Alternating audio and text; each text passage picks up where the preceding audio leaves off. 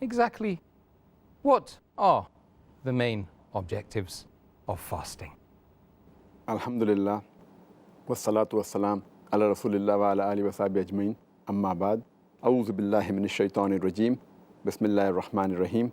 Rabbi shrah li sadri wa yassir li amri wahlul 'uqdatam min lisani yafqahu qawli. There are many objectives of fasting.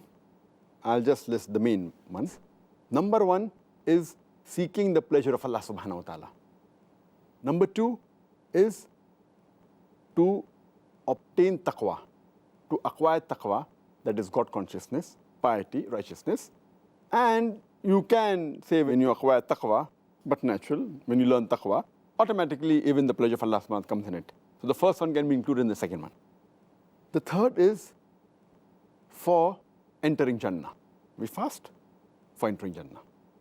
Number four is for the expiation of our sins. Number five is to seek the reward of Allah subhanahu wa ta'ala. Number six is for the forgiveness of our sins. If we fast, Allah subhanahu wa ta'ala forgives our sins.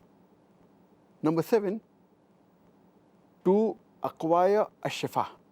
That is the right to intercede, the right for intercession. If we fast, the fast will intercede on the day of judgment for us. Number eight, it is to realize the bounties of Allah subhanahu wa ta'ala. Number nine, to increase our willpower and our determination. Number 10, it is to acquire good deeds. Number 11 is to gain more honesty. Number 12, it is to decrease our desire, diminish one's desire. Number 13, to narrow the passage of the Satan. Fasting narrows the passage of the Satan. Number 14, to act as a shield. Fasting is a shield for the believer. Number 15, to abstain from false speech. And number 16, to abstain from false actions. These are the major objectives of fasting.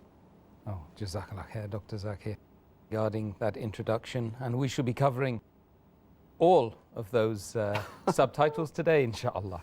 I hope, time permitting, of course, inshallah.